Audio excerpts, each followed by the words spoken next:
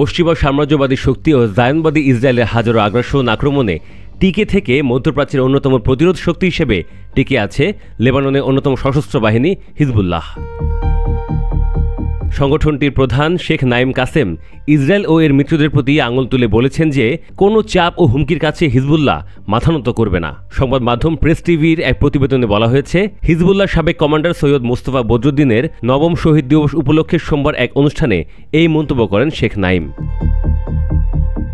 নাইমের মতে, লেবাননের প্রতিরোধ গুঁড়িয়ে দিতে দেশটির সরকারকে ইসরায়েল চাপ দিয়ে অথবা যুদ্ধবিরতি লঙ্ঘন করেও ইসরায়েল তার লক্ষ্য অর্জন করতে পারবে না। নাইম কাসেম বলেন যে যুদ্ধবিরতির প্রতি লেবানন প্রতিশ্রুতিবদ্ধ হলেও ইসরায়েল 3000 বারেরও বেশি সময় যুদ্ধবিরতি লঙ্ঘন করেছে। প্রায় 14 মাসের সংঘাত শেষে গত বছর নভেম্বরের 27 তারিখে হিজবুল্লাহর সাথে যুদ্ধবিরতিতে যায় ইসরায়েল, কিন্তু এর পর থেকেই যুদ্ধবিরতিকে পাত্তা না দিয়ে লেবাননে একের পর এক হামলা চালিয়ে যাচ্ছে তেল আবিব।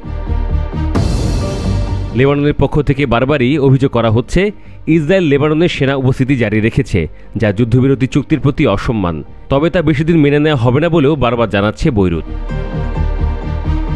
নাইম কাসেম বলেন, গাজায় ইসরায়েল ও তার মিত্র যুক্তরাষ্ট্র যা করছে তা স্পষ্টতই জাতিগত নিধন। তারা ফিলিস্তিনকে পৃথিবীর মানচিত্র থেকে চিরতরে মুছে ফেলতে চায়, কিন্তু ফিলিস্তিনি প্রতিরোধ যোদ্ধারা দুর্দান্তভাবে তা হতে দিচ্ছে না।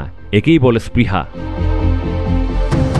ফিলিস্তিনি জনগণের প্রতি অভিবাদন জানিয়ে নাইম কাসেম বলেন যে এত কিছুর পরেও কি করে নিজেদের লক্ষ্যে অবিচল থাকতে হয় তা দেখিয়ে দিচ্ছে ফিলিস্তিনি জনগণ।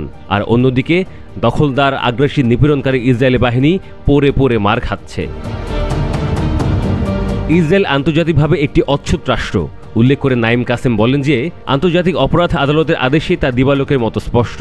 এ সময় ইসরায়েলের বিরুদ্ধে এবং ফিলিস্তিনিদের পক্ষে যারা অবস্থান নিয়েছেন তাদের প্রত্যেককে আন্তরিক ধন্যবাদ জানান শেখ নাইম। বিশেষভাবে তিনি উল্লেখ করেন ইরানের কথা, দেশটির সর্বোচ্চ নেতা আয়াতুল্লাহ আলী খামেনি, ইরানি বিপ্লবী গার্ড বাহিনী IRGC, আল কুদস ব্রিগেডের কথা। শক্তিশালী লড়াইয়ের মাধ্যমে যুক্তরাষ্ট্রকে শান্তি প্রক্রিয়া আসতে বাধ্য করার জন্য ইয়েমেনকে প্রাণঢালা অভিনন্দন জানান শেখ নাইম। এর আগে 8 মে তারিখেও শেখ নাইম বলেছিলেন যে বিজয় অর্জন না করা পর্যন্ত প্রতিরোধ চলতেই থাকবে। তারও আগে 27 এপ্রিল বৈরুতে ইসরায়েলি হামলার পর লেবাননের পক্ষ থেকে বলা হয়েছিল আন্তর্জাতিক মধ্যস্থতাকারীদের আরও দায়িত্বশীল আচরণ করা উচিত।